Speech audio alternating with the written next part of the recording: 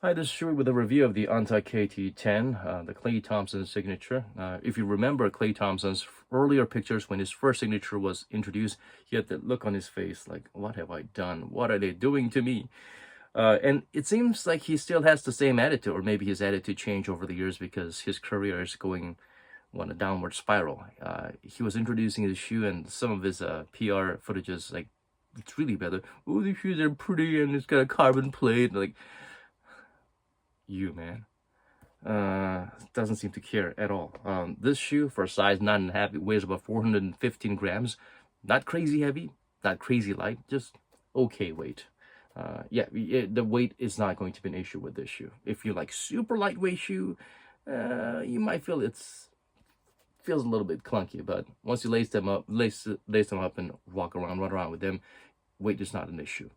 Fit wise, I would say if you have a very narrow foot and you like a tight fit, you can go true to size, but ideally I would suggest going half a size up because it can get a little bit claustrophobic inside, but only in terms of width. The top toe box area here, there's some dead space. Not as crazy as some of the chronic, very serious instances in the past. Other models, they have that crazy dead space. This, not that crazy, but still some unfortunate dead space there. Even if you lace the loop tight, there's still some space. It's not, you don't feel that it's affecting your game or it's causing you discomfort, but it could have been better because previous models like the Kai 1 or the GH series, they had very nicely form-fitting part around the toe area. So that's unfortunate.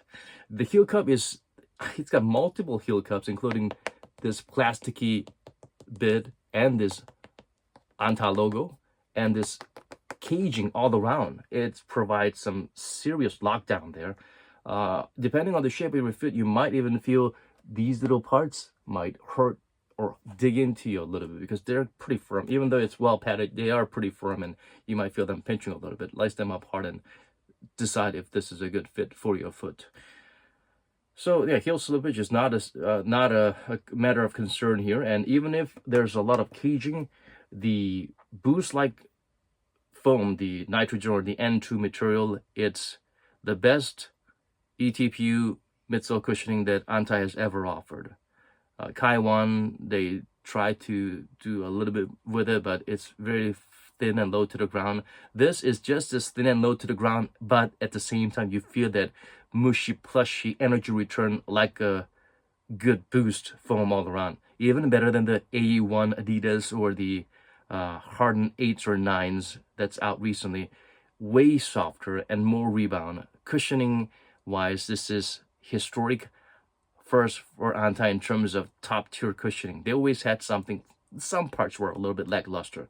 The heel, soft, shock absorbent, and responsive. You can feel that on the forefoot as well. And there's a decent heel to toe offset.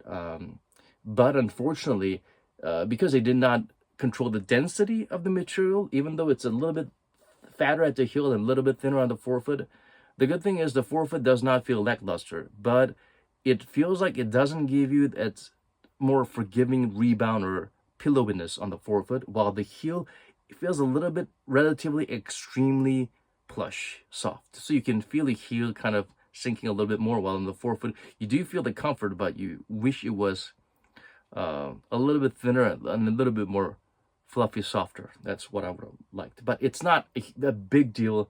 If you tried those shoes with full-length boost type of shoes, this is definitely better than anything you've had in the past.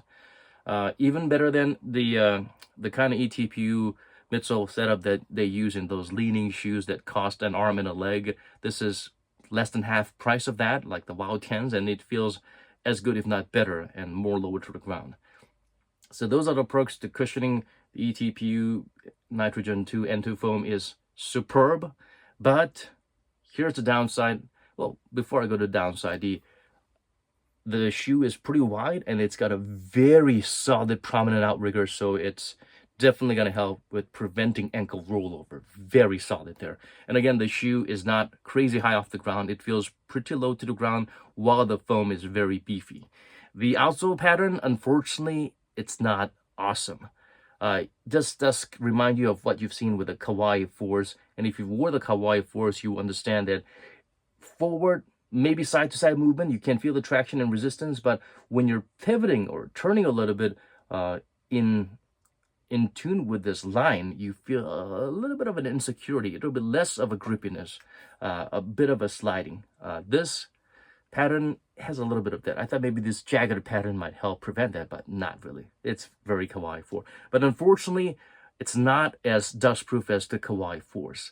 And compared to the previous anta GH models, like the GH2 had some crazy traction, dustproof. And the Kai 1 has some awesome traction. The rubber and the pattern just eats and bites so hard, even if there's dust, even if the cord is like F-grade quality. This pretty dust sensitive. Maybe it might be a little different depending on the type of rubber that's used, but I doubt it. This pattern and the screw thickness, I don't think it's a very super dust resistant. But on a decent clean cord, you will get a good grip.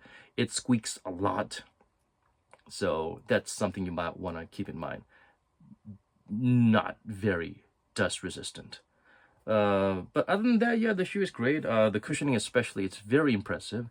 The insole is also a little bit like the ones that's used in Under Armour, Curry's, or the Kawaii 4s, New Balance shoes. It's soft and it's kind of bouncy, so it feels like a cross between EVA and PU. So lighter than PU, softer and more resistant than EVA.